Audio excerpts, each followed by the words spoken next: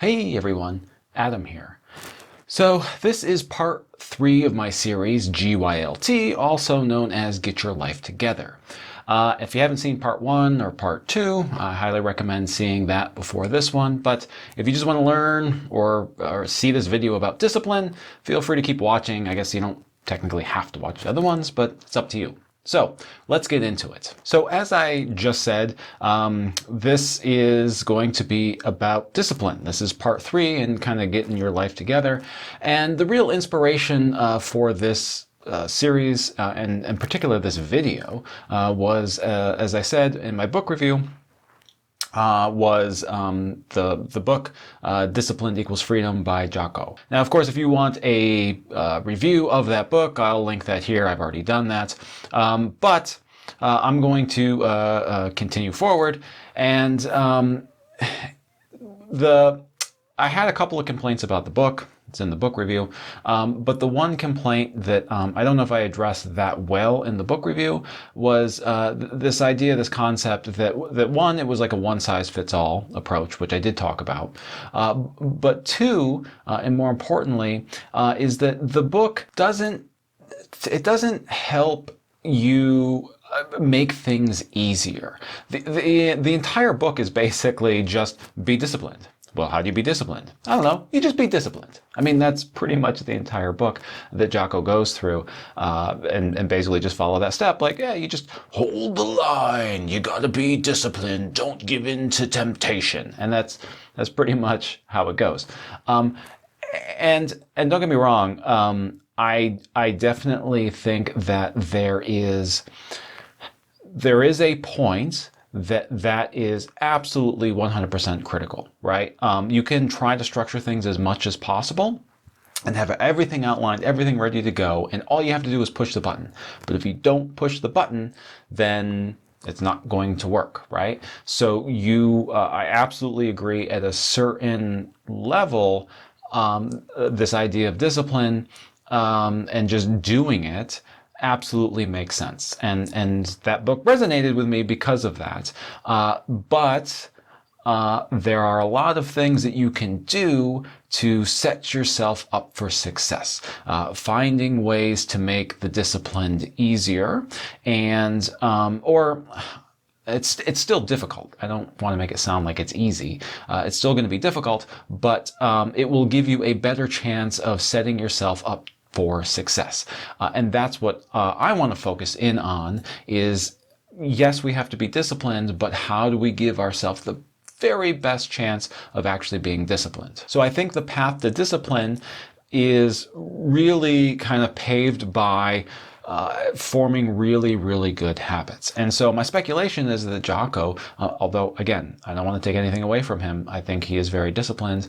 I think, as I said early on in this video, he has just established tremendously good habits at a very young age. Let me give you a quick example, right? Brushing my teeth. Ever since I can remember, my parents basically said, hey, you need to brush your teeth. And so twice a day when I was a little kid. So for me, brushing my teeth, it would appear I'm disciplined about brushing my teeth, when in actuality, it has been ingrained in me at such a young age, and that it has really just become a very good habit where I brush my teeth twice a day. I don't even really think about it. But if someone were to look at that, they might be like, wow, he's really disciplined with brushing your teeth. No, I've just formed this habit. So again, I know it's not entirely the same, but for all intents and purposes, my little cheat here is by basically saying that in order to be disciplined, we have to form good habits. So with that out of the way, how do we form good habits? So basically, you're going to be looking for stuff or information on how we form habits.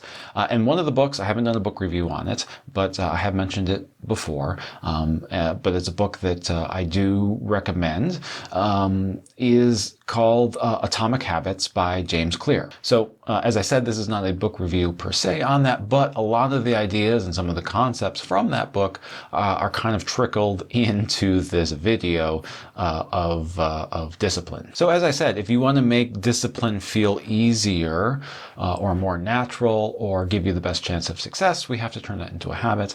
And a good way to start forming a habit is having a very consistent schedule. For example, you want to get into exercise or working out or whatever it happens to be.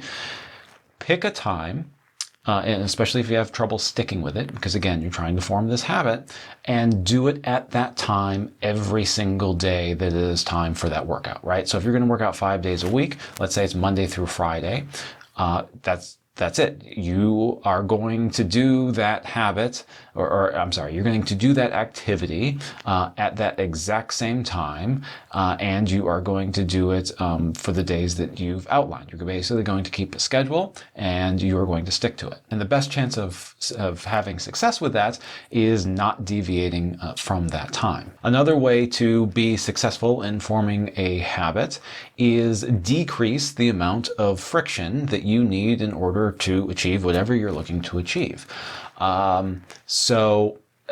Let's say it is you want to reduce the amount of junk food that you're eating, right? So, and the reason I'm using this example is because it can go two ways, right? So, one is you're going to decrease the friction for good food. So you're going to make getting good food super, super easy, right? So what does that mean? Maybe it might mean having an orange on the counter and apples and bananas like on the counter ready to go. So when you get hungry, it's like, oh man, all right, this is on the counter. I'm just going to grab that, right, and eat that. It's super, super easy. I do think that that's why junk food, and this happens to me all the time, for my kids' junk food, which means I probably shouldn't have kids eating junk food. But it's super, super easy. There's like a little package of crackers, and like I'm hungry, and there's no cooking, there's no thought involved. I can just grab them and eat them, right? Because there's zero friction, and they're super, super tasty and addictive. So in that scenario, I would want to keep my fruits and all the healthy food easily accessible, and make it harder, right? I'm going to increase the friction for the junk food. So I'm not going to keep that in the house, ideally, right? I would just it's like, okay, I'm starving. There's an apple on the counter. Or I gotta get in my car, I gotta drive to the grocery store because I didn't have the junk food on hand. I gotta buy the junk food, then come back. It's like a 20-minute ordeal. I'm probably going to hopefully just grab the apple, right? Because it's just convenient. I just grab it and all right, fine, I'm hungry enough. I'll just eat this stupid apple. And I eat the apple. And reducing friction can be a wonderful hack for anything you're looking to do. So for example, with these videos, I have, I do get busy, but one of the biggest barrier of entry for me making one of these videos used to be the setup, because I'd have to get my tripod out from the basement. I'd have to get my lead cord out because I didn't have my camera set up. I'd have to find the camera. I'd have to get all of this stuff. So it would be a 15-minute setup, 15-minute takedown of all of my gear. And so already to make a video, I'm already 30 minutes in when you look at the setup time and the teardown time.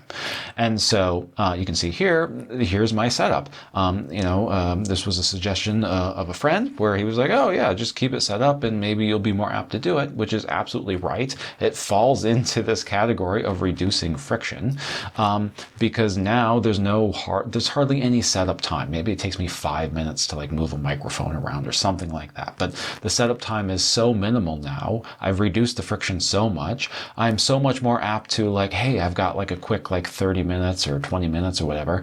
I'm going to go record this video. It's so much easier to do that. So again, if you're trying to work out, reduce the friction by the night before. Have your shoes ready to go, your gym shorts ready to go, whatever you need to do to reduce that friction. And so that way, when it is time to do your workout or whatever you're looking to achieve, you can just grab your gear and then just go. There's no thought process. So again, reduce friction for the habit you want to form, and any habit you're trying to get rid of, like a bad habit, make as much friction as possible into that system to help reduce that urge to do that bad habit. Another tip for habit forming or appearing to be disciplined is start small. Again, I seem to be on this kick with using food and exercise, but I don't know. I assume that that's what everyone can relate to, because I have tons of family members and friends that are always saying that, oh, I need to eat better, or I'm looking to lose weight or something. So it's probably why I gravitate towards those examples. But anyway, let's use exercise again. It's been forever since you've exercised, and you want to get back into it. So one of the keys is of forming that exercise habit is start small. So maybe for the first week, the only thing you're going to do is go for a 5-minute walk around your block. That's it, right? You are slowly establishing that habit. And if you start super, super small, it's like, oh yeah, I got 5 minutes. I can do a 5-minute walk, right? And then maybe the next week, it's going to be a 10-minute walk, all right? And then the next week, maybe it's a 10-minute jog, right? And so, yeah, it may take you a month to get up to where it might be a lot more beneficial, or, you know, or where you want to ultimately be, or maybe even 2 months. But the first month or 2, or however long it takes, is really about establishing that habit. And again, it's like brushing your teeth when you're a kid. Once you get that habit formed, it is so much easier to be like, okay, it is this time of day. I know that that is where I get my walk or my jog or whatever exercise routine that you're looking to do and it just makes for a much more likely scenario that you will actually stick with that habit / discipline. So that's all the tips and tricks I'm going to give at the moment for forming habits, because there's a lot that I can't exactly remember in Atomic Habits. And honestly, like if this topic has piqued your interest with trying to form habits and get rid of bad habits, I highly suggest you check out the book Atomic Habits by James Clear. I may not agree with everything in there, or may not presented, in the best way, but I do think that there is a lot of value to get you thinking about how you want to form good habits and get rid of bad habits. So I do, if some of the information that I have given you kind of piqued your interest, that may be a book worth checking out. Because you may enjoy that, and it gives a lot more tips and suggestions on habits and how to form them than I can go over in this short video. Now, after all of this, I will reiterate, there is a certain time that Jocko is right. You just have to be disciplined, and you just kind of have to hold the line to achieve some of your goals. Sometimes you may not feel like doing something that you know is good for you. This happens to me. And sometimes you just kind of have to force yourself to do it, again, unless you really, really need that recovery, or you really need that mental break, and try to be honest with yourself. But if you don't, sometimes you just have to hold that line and just get her done. So that's it. Hopefully you found this video helpful. The final video in this series is basically going to be putting all of this stuff together. And honestly, you could probably do that now. You can kind of see the pattern with these 3 videos of how these may all tie in together to really kind of help you create something that you want to achieve and maybe stick with it. But we'll save that for the next video. Anyway, thanks for watching, and hopefully you found this helpful.